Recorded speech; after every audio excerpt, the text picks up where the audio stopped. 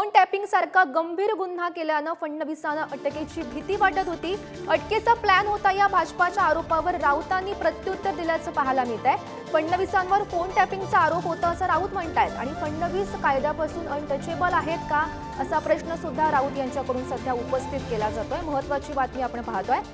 तर स्वतःची अटक टाळण्यासाठी फडणवीसांनी पक्ष फोडले असा गंभीर आरोप संजय राऊत यांनी केलाय।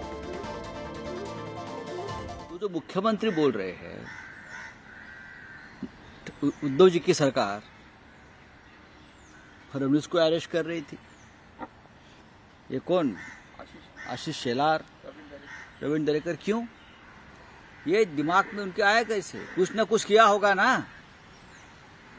बिना वजह कोई किसी को अरेस्ट करता है क्या? सबसे पहले फडणवीस अपराधी थे इलीगल फोन टैपिंग में। इलीगल फोन टैपिंग का मामला चल रहा था, जांच चल रही थी। उनके मन में डर था कि मुझे अरेस्ट किया जाएगा। मेरे पास सूचना है, मेरे पास जो जानकारी है, ऐसा कोई नहीं था, लेकिन उसके मन में डर था कि मैंने बहुत बड़ा अपराध किया है।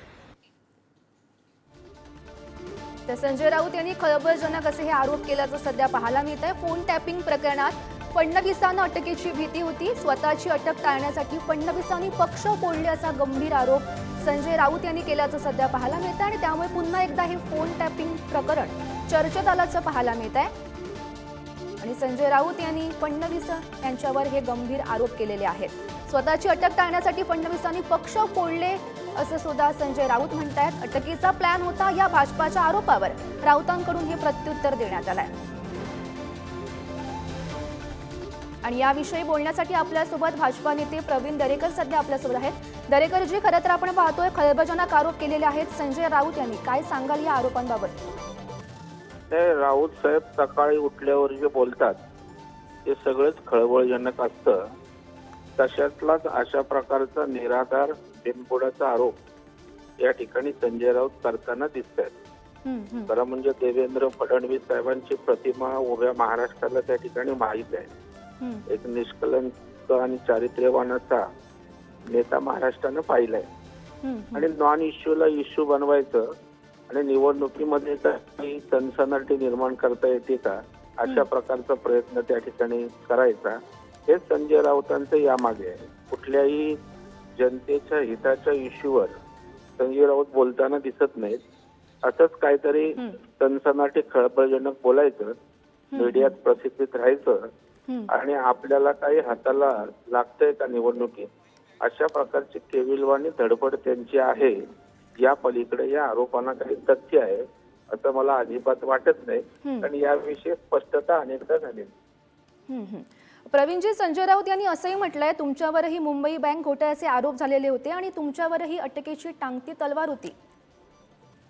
नाही, आता त्यांचे राऊतांचे बंधू मुंबई जिल्हा बँकेत संचालक आहेत, त्यांना बोलवून जरा विचारावं नेमकं काय प्रकरण आहे। या संदर्भामध्ये त्या ठिकाणी चार्जशीट झाले, क्लीन चिट त्या ठिकाणी कोर्टात दिलेली आहे आणि त्याच्यामुळे ज्या विषयाशी संबंधच नाही अशा प्रकारचे विषय अंगाला लावायचे, चिटकवायचे आणि त्या ठिकाणी आरोप करत राहायचे। माझं कधीही संजय राऊतांना आव्हान आहे, त्यांनी यावं, तुमच्या मीडियाला बोलवावं, सगळे डॉक्युमेंट सगळ्या गोष्टी त्यांच्या समोर ठेवायला माझी कधीही तयारी आहे।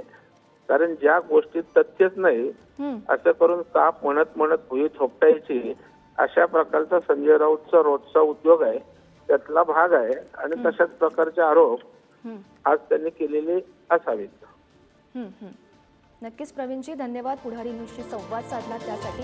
तर आपण पाहतोय संजय राऊत यांनी हा गंभीर आरोप केलेला आहे, खळबळजनक असा आरोप केल्याचं पाहायला मिळत आहे। तर स्वतःची अटक टाळण्यासाठी फडणवीसांनी पक्ष फोडले असं संजय राऊत म्हणतायत। तर फोन टॅपिंग प्रकरणात फडणवीसांना अटकेची भीती होती आणि त्यामुळे त्यांनी पक्ष फोडले असं संजय राऊत यांनी आरोप केलाय। एकनाथ शिंदे को पूछे, मोदी की सरकार आपको क्यों अरेस्ट करने जा रही थी? बाद में आप दूसरे का नाम लीजिए। मोदी जी की सरकार आपको क्यों अरेस्ट करने जा रही थी, उनका जवाब दीजिए। ये सब लोग, 4 लोग, उनके बारे में जांच चली तो मोदी और फडणवीस सरकार ने एकनाथ शिंदे के ऊपर दबाव लाया है। हम आपको अरेस्ट करेंगे, आप विधायक तोड़ो, हमारे पास आइए, नहीं तो हमको अरेस्ट किया जाएगा। ये खेल है सब।